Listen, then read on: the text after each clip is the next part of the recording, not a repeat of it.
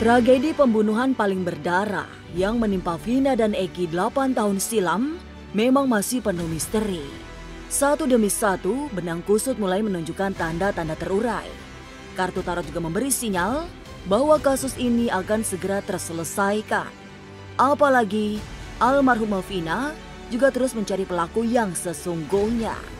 Arwah Vina bahkan merasa bersedih karena ada orang-orang yang tidak bersalah tapi mendapatkan hukuman yang sangat berat. Sementara itu, dari dalam lapas, suara perlawanan juga mulai terdengar.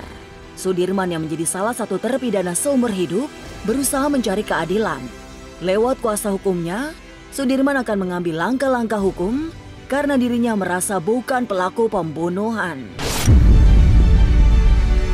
Kesaksian tentang Sudirman yang mengaku bukan pelaku juga disampaikan seorang mantan narapidana yang pernah bertemu dan ngobrol dengannya. Lalu, akankah upaya Sudirman membuahkan hasil? Mungkinkah ia mendapatkan keadilan yang sejati? Penyelesaian kasus yang berlarut dengan banyak drama yang menyertainya membuat arwah Vina merasa bersedih. Apalagi peristiwa yang menimpa dirinya sudah berjalan 8 tahun dengan banyak misteri.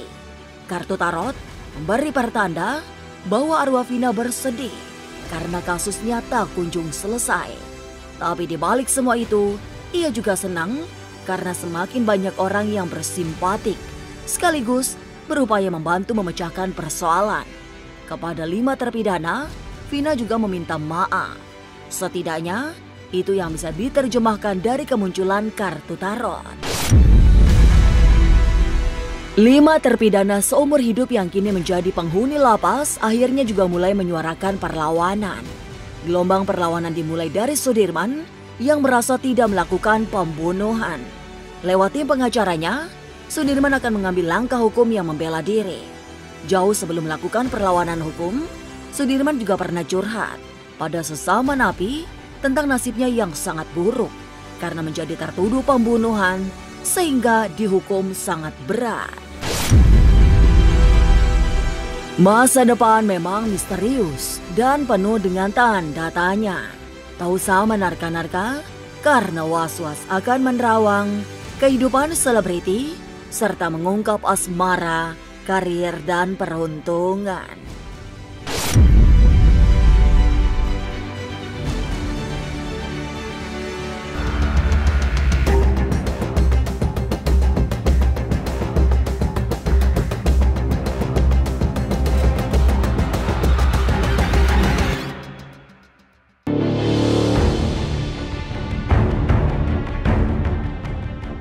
Pembunuhan Vina dan Eki 8 tahun silam masih terus menjadi sorotan publik. Hingga saat ini pun tetap banyak misteri yang belum tersingkap. Banyak tanda tanya yang seperti tak menemukan jawaban. Situasi tak menentu itu yang menyusup hingga ke alam arwah membuat almarhumah Vina merasa bersedih. Di semesta yang tak terlihat, Vina merasa tidak mendapatkan keadilan karena kasus yang menimpanya tak kunjung menemukan titik terang. Ada juga tanda-tanda kecewa selain merasa tersakiti melihat banyak yang masih tertutup kabut tebal. Oke, di sini Nine Swords ya, merinding kartu saya menunjukkan Nine of Swords yang artinya bahwa ada kesedihan ya, ada kesedihan yang saya lihat di sini dan betul-betul ngerasa bahwa kayak tidak ada keadilan ya gitu, dan saya melihat di sini benar-benar ngerasa bahwa dia ngerasa tersakiti ya, kecewa banget, kecewa besar ya saya lihat di sini, dan benar-benar sedih banget.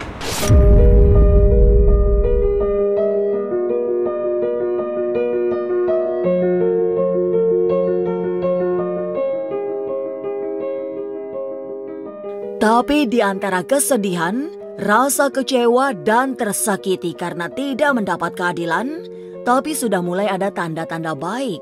Dari alam sana, arwah Vina melihat akan muncul keadilan yang sesungguhnya. Itu yang membuatnya ingin sekali meminta maaf kepada para terpidana yang merasa tidak melakukan kesalahan, tapi mendapatkan hukuman sangat berat. Arwafina juga akan terus berupaya memberi petunjuk agar kasus ini benar-benar terungkap, termasuk pelaku sesungguhnya, sehingga mereka yang tidak bersalah bisa mendapatkan keadilan.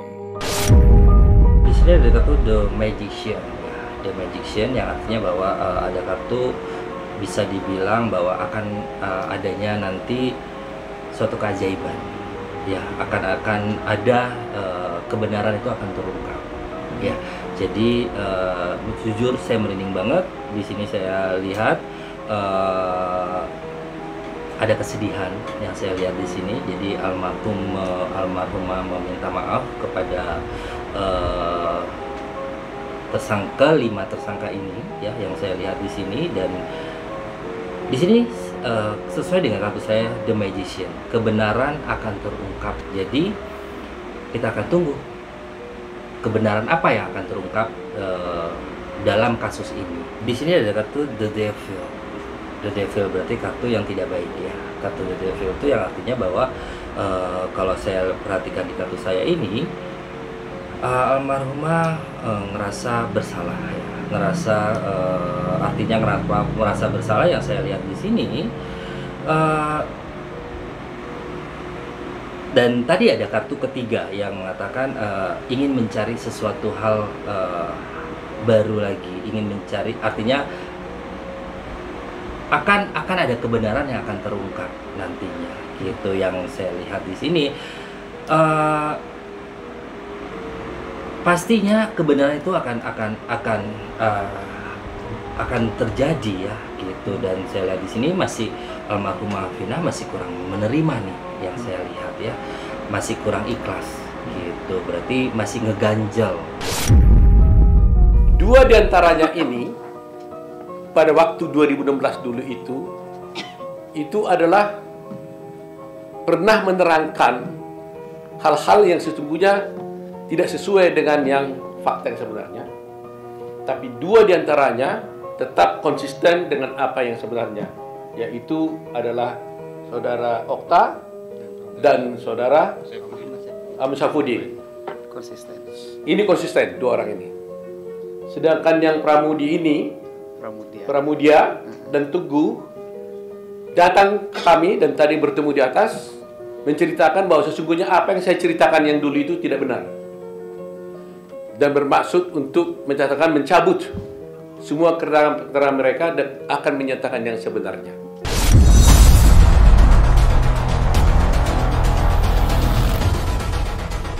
Dukungan dari banyak kalangan agar kasus ini diungkap secara gamblang juga melegakan Vina. Meski ada rasa kecewa, tapi secara perlahan ada legaan karena banyak yang memberi perhatian pada kasus ini, sehingga kebenaran bisa segera diungkap. Ada kartu Six of Cups, ya. Six of Cups. Kalau dibilang rasa lega, rasa menerima, atau justru yang saya lihat di sini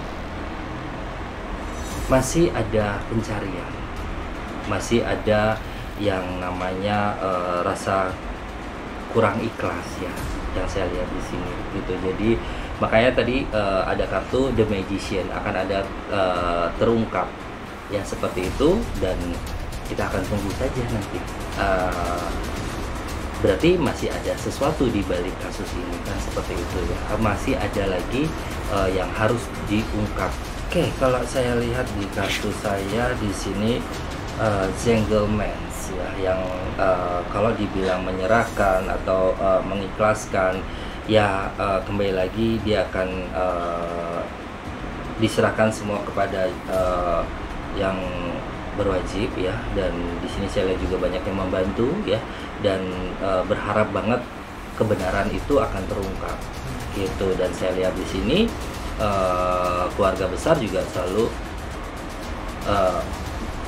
berdoa, ya, untuk cepat selesai kasus ini, yang saya lihat sih seperti itu. Dan saya lihat di sini ada kartu Gentleman, yang artinya akan ada bukti baru nantinya, dan akan ada kebenaran yang akan terungkap. Queen of Fun di kartu saya, kalau ditanya akankah ada tersangka baru, ya, saya akan saya lihat di sini, ini dalam waktu dekat ini akan ada tersangka baru yang akan ditemukan, gitu. Karena almarhumah ya itu akan terus mencari siapa yang sebenarnya, yang benar-benar menjadi tersangka, yang benar-benar yang sudah mencelakakan atau menghabisi si korban, ya, tidak tinggal diam. Pertama, saya ini mendapat informasi, data-data dari berbagai pihak, dan data itu valid. Tapi saya sekali lagi tidak dalam rangka menuduh, tidak dalam rangka menjustifikasi, tapi saya dalam kerangka presumption of innocence, praduga tidak bersalah. Ini semata-mata bahwa saya melihat beberapa aspek dan saya melihat data, memperhatikan statement dari Peggy, memperhatikan statement dari adiknya Robi, dari saudaranya Lucy, dan yang terakhir kemarin malam dengan bapaknya, ya saudara Rudi Irawan. Nah, dari penjelasan itu saya coba bangun sinergisitas dengan statement dari penyidik. Kemudian saya kumpulkan data-data dan tim, maka kami melihat bahwa saudara Peggy ini, saya yakin dan saya percaya akan kemampuan Polri, dan saya menduga bahwa Peggy adalah pelakunya. Bahkan saya menduga setelah orang tuanya kemarin berstatement begitu dan dia kesulitan menjawab pertanyaan saya, dan dia mengakui bahwa dia membuat identitas palsu dengan 2 kakak dengan mengganti nama, maka saya yakin dan sekali lagi menduga bahwa orang tuanya terlibat. Dan kalau ternyata Peggy dan orang lain terlibat, sudah proses secara hukum clear.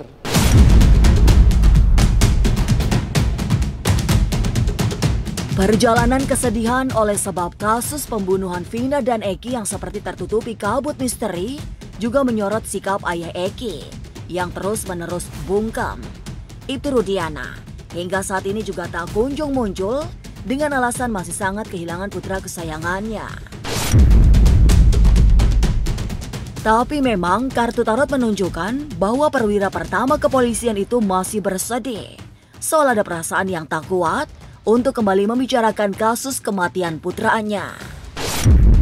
Di sini ada kartu Ten and Swords, ya, yang di sini sudah terlihat bahwa terasa bahwa terpukul sekali, ngerasa bahwa sakit hati sekali, ya. Jadi kayak sudah tidak kuat atau tidak mampu untuk ngebahas kembali untuk hal-hal itu, ya. Jadi semua diserahkan kepada yang berwajib dan semua diserahkan kepada Tuhan. Dan kalau saya lihat keluarga almarhum laki-laki ini, ya, si Egi, ya, bisa dibilang saya lihat di sini mengikhlaskan tapi melangitkan semua doa-doa mereka, dan semua apa yang mereka lakukan ada ganjarannya. Seperti itu. Luar biasa banget keluarganya Egi ini. Alhamdulillah tadi juga kami baru dari Propam, kami bicara dengan Pak Kadif dan juga stafnya, luar biasa kerjanya, dan sudah ada 18 orang yang diperiksa sampai hari ini. Penyidik dan Bapak R. Gitu loh. Bapak R, ya. Rudiana kalau saya mau bilang itu. Nah, dan ada kemungkinan saya mendesak kepada pimpinan Mabes Polri, Pak Kadif Propam, kalau perlu sampai ke tingkat bintang. Dan juga kita berharap agar kemudian siapapun yang terlibat dan ada indikasi, periksa, panggil. Karena ini bicara apa? Melecehkan 3 lembaga negara dan negara.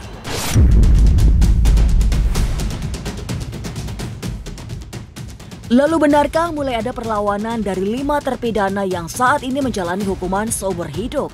Mungkinkah usaha mereka berhasil? Lalu, apa yang membuat tim kuasa hukum ingin membantu Sudirman, salah satu terpidana yang mengaku tidak bersalah?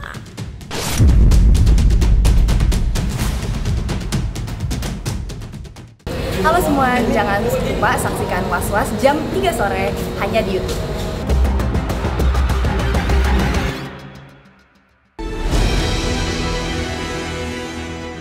Suara perlawanan dari dalam lapas mulai terdengar. Tim kuasa hukum Sudirman yang menjadi salah satu terpidana kini sedang mempersiapkan langkah-langkah untuk mendapatkan keadilan.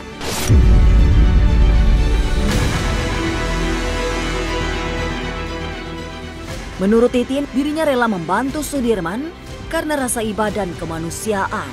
Sebab, sebagai orang yang mengaku tidak bersalah, Sudirman harus menjalani hukuman yang sangat berat. Sudah sejak 8 tahun lalu, Sudirman melewati hari-hari panjang sebagai terpidana seumur hidup. Padahal menurutnya, tidak ada kesalahan yang dilakukan, apalagi menjadi pembunuh. Karena ada fakta-fakta yang memang saya paham Sudirman juga seharusnya tidak berada di dalam, kenapa saya berpikir masalah Sudirman. Kalau Saka kan memang sudah ada di luar. Yang harus kita perhatikan justru yang ada di dalam. Karena ketika misalnya yang di dalam itu memperoleh haknya seperti yang fakta-fakta yang saya miliki, pasti imbasnya juga ke Saka. Kan sudah kenal kan Sudirman, Saka, saya kan pegangnya Saka dan Sudirman. Dari awal Saka dan Sudirman. Untuk itu, maka inilah kesempatan bagi keluarga terpidana untuk mengetuk hati pemilik rasa keadilan Mahkamah Agung yang nanti menangani TK. Semoga terketuk hati. Dan kita tidak akan bisa menyimpulkan kebenaran dari seluruh ini kalau tidak turun. Ini kan banyak orang yang berkomentar yang tidak turun. Tidak menyaksikan dari pintu ke pintu, dari kampung ke kampung, dari gang ke gang, hanya mendapat informasi dari sajiannya saja. Sehingga pada saat ini saya menyerahkan sepenuhnya nasib dari kelima terpidana ini kepada Pak Oto Hasibuan. Semoga Allah memberikan jalan. Amin, ya Allah, amin. Kebenaran akan dimuliakan. Terima kasih.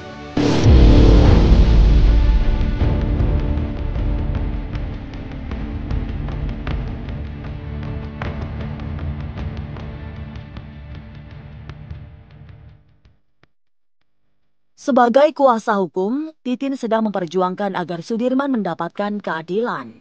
Apalagi melihat kondisinya yang tidak seperti anak-anak lain. Riwayat hidup Sudirman juga memprihatinkan karena hanya lulusan sekolah dasar dengan susah payah. Ia juga masuk kategori anak-anak yang tingkat kecerdasannya di bawah rata-rata. Sudirman itu sangat mudah mengatakan iya dalam kondisi yang tidak terlalu logis berpikir panjang. Dia sangat mudah mendapat tekanan. Saya sih ngelihatnya seperti itu. Sebetulnya waktu persidangan juga saya sempat mengajukan permohonan agar ia diperiksa oleh ahli gitu. Cuman memang ditolak. Bukan cuma Sudirman kan, yang lainnya juga masih ada di dalam. Gitu. Sementara ada fakta-fakta yang seharusnya mereka tidak ada di situ. Kalau untuk catatan medis, apakah dia memang kita nggak punya faktanya karena orang tuanya juga tidak pernah memeriksakan. Tetapi dari keterangan tetangganya, dari keterangan orang tuanya memang Sudirman itu kecerdasannya di bawah rata-rata. Dia juga kan pendidikannya hanya SD. SD-nya sendiri ada beberapa tahun yang dia tidak naik. Jadi saya sih melihatnya seperti itu. Memang ada keterbatasan yang standar kecerdasannya di bawah rata-rata. Kalau di Cirebon kan gini Mbak, kalau di Cirebon misalnya anak yang nggak gaul, anak yang nggak banyak ngomong, terus anak yang suka dibully disuruh-suruh, Sudirman itu tidak bersosialisasi secara baik di lingkungannya gitu,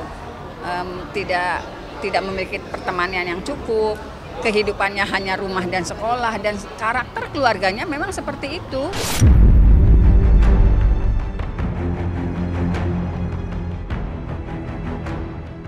Dari dalam lapas memang sudah mulai terdengar suara perlawanan, terutama dari Sudirman yang menurut tim kuasa hukumnya tidak bersalah. Lalu seperti apa curhat Sudirman pada sesama napi bernama Ahmad Budi Permadi?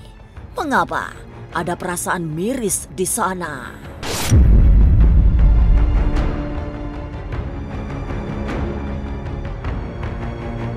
Halo semua, jangan lupa saksikan Was-Was jam 3 sore hanya di YouTube.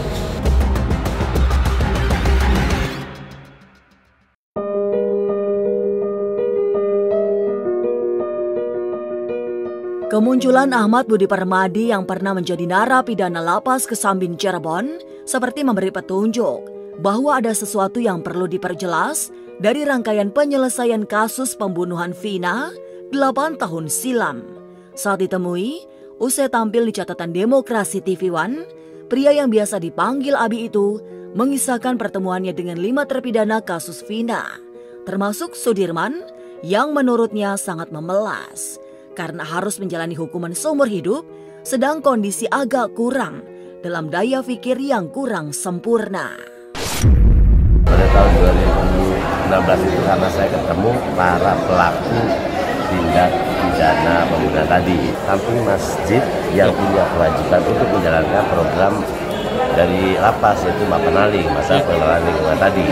Nah, kelima orang tadi satu persatu saya semua napi yang masuk di sini pasti akan ketemu dengan saya istilahnya.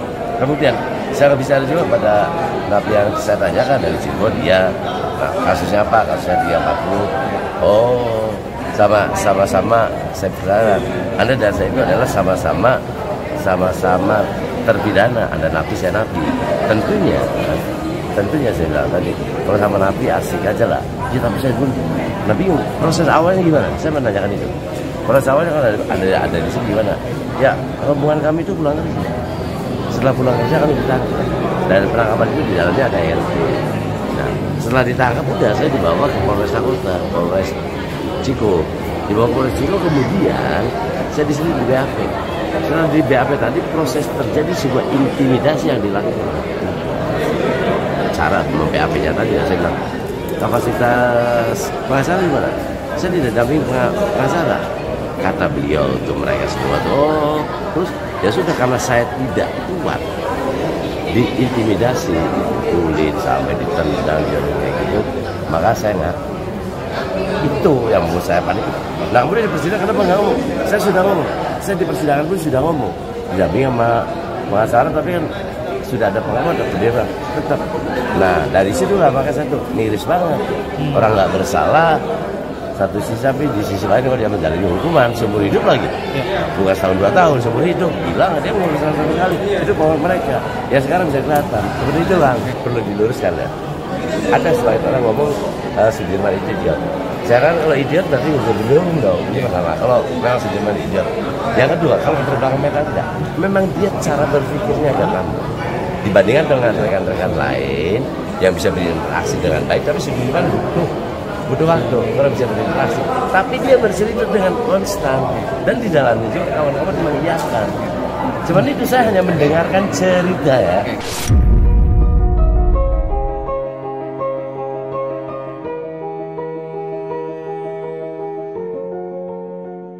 Masih penuh misteri, itulah yang terjadi pada kasus Vina.